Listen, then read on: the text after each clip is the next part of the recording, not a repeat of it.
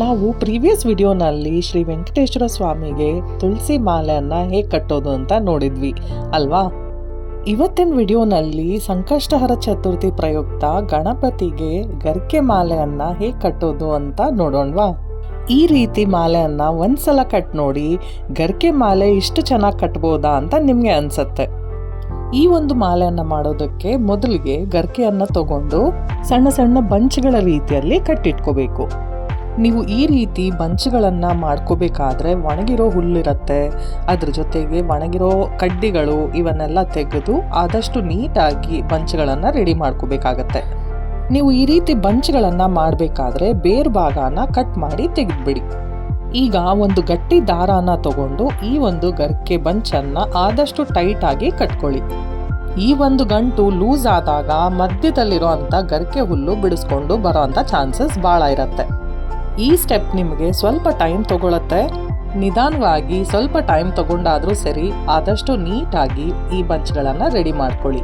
ನಾವು ಯಾವುದೇ ರೀತಿಯಾದ ಎಲೆಗಳನ್ನು ಉಪಯೋಗಿಸ್ಕೊಂಡು ಮಾಲೆ ಮಾಡಬೇಕಾದ್ರೆ ಒಂದು ಹಸಿ ಬಟ್ಟೆಯಿಂದ ಮುಚ್ಚಿಡೋದನ್ನು ಮಾತ್ರ ಮರಿಬೇಡಿ.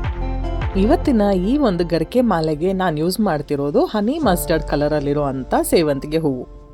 ಈಗಾಗಲೇ ನಾವು ಪ್ರೀವಿಯಸ್ ವಿಡಿಯೋನಲ್ಲಿ ನೋಡಿರೋ ರೀತಿ ನಾನು ಟ್ವೈನ್ ದಾರಾನೇ ಇಲ್ಲೂ ಸಹ ಯೂಸ್ ಮಾಡ್ತಿದ್ದೀನಿ. ಮೊದಲಿಗೆ ಇಲ್ಲಿ ತೋರಿಸ್ತಿರೋ ರೀತಿ ಒಂದು ಗರ್ಕೆ ಹುಲ್ಲು ಬಂಚನ್ನು ಈ ರೀತಿ ಇಟ್ಕೊಂಡು ಕಟ್ಕೋಬೇಕಾಗತ್ತೆ.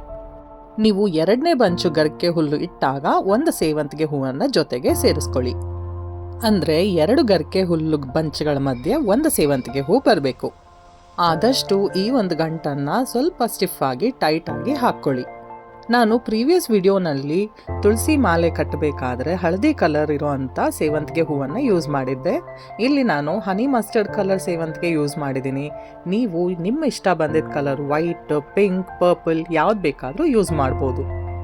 ನೀವಿಲ್ಲಿ ಆಲ್ರೆಡಿ ನೋಡ್ತಿರೋ ರೀತಿ ಈ ಒಂದು ಮಾಲೆ ಭಾಳ ನೀಟಾಗಿ ರೆಡಿ ಆಗತ್ತೆ. ಈ ಒಂದು ಮಾಲೆನಲ್ಲಿ ಬೇರ್ ಭಾಗ ಕಟ್ಟಾಗಿರುತ್ತೆ. ಆ ಒಂದು ಜಾಗದಲ್ಲಿ ನಿಮಗೆ ಹೂ ಇರೋದ್ರಿಂದ ತುಂಬ ನೀಟಾಗಿ ಚೆನ್ನಾಗಿ ಕಾಣುತ್ತೆ. ಗರ್ಕೆ ಹುಲ್ಲು ಕೂಡ ಒತ್ತಾಗಿ ನೀಟಾಗಿ ಕಾಣುತ್ತೆ. ಈಗಾಗಲೇ ನಾನು ನಿಮ್ಗೆ ಹೇಳಿದ ರೀತಿ ಟ್ವೈನ್ ದಾರ ಯೂಸ್ ಮಾಡಿ ಕಟ್ಟೋದ್ರಿಂದ ಮಾಲೆ ಭಾಳ ಸ್ಟಿಫ್ ಆಗಿ ನೀಟಾಗಿ ಕಾಣುತ್ತೆ. ಇದೇ ಸ್ಟೆಪ್ಸನ್ನು ಫಾಲೋ ಮಾಡ್ತಾ ಪೂರ್ತಿ ಹಾರವನ್ನು ರೆಡಿ ಮಾಡಿದ್ದೀನಿ. ಅದೆಷ್ಟು ನೀಟಾಗಿ ಅದೆಷ್ಟು ಸುಂದರವಾಗಿ ಈ ಒಂದು ಮಾಲೆ ರೆಡಿ ಆಗಿದೆ ಅಂತ ನೀವೇ ನೋಡ್ಬೋದು. ಒಂದು ವಿಷಯ ಮಾತ್ರ ನೆನ್ಪಿಟ್ಕೊಳ್ಳಿ, ಹೂವು ಮತ್ತು ಗರಿಕೆ ಎರಡೂ ಸಹ ಅದೆಷ್ಟು ಫ್ರೆಶ್ ಆಗಿದ್ರೆ ಅಷ್ಟು ಚಂದ. ಈ ರೀತಿ ಮಾಲೆಯನ್ನು ರೆಡಿ ಮಾಡಿ ನೀವು ಗಣೇಶ ಹಬ್ಬಕ್ಕೆ ಅಥವಾ ಸಂಕಷ್ಟಹರ ಚತುರ್ಥಿ ಪೂಜೆಗೆ ಕೊಡ್ಬೋದು. ಈ ಒಂದು ಸುಂದರವಾದ ಮಾಲೆಯನ್ನು ರೆಡಿ ಮಾಡಿ ನಿನ್ನೆ ನಾನು ಸಂಕಷ್ಟಹರ ಚತುರ್ಥಿ ಪೂಜೆಗೆ ದೇವಸ್ಥಾನಕ್ಕೆ ಕೊಟ್ಟಿದ್ದೆ. ಈ ಒಂದು ಗರಿಕೆ ಮಾಲೆ ಭಾಳ ಸುಂದರವಾಗಿ ಕಟ್ಟಿದ್ದೀರಾ ಅಂತ ಪ್ರಧಾನ ಅರ್ಚಕರು ಅವರ ಅನಿಸಿಕೆಯನ್ನು ಕೊಟ್ಟರು. ನೀವು ಸಹ ಕಟ್ ನೋಡಿ ನಿಮ್ಮ ಅನಿಸಿಕೆಯನ್ನು ತಿಳಿಸೋದನ್ನು ಮರಿಬೇಡಿ.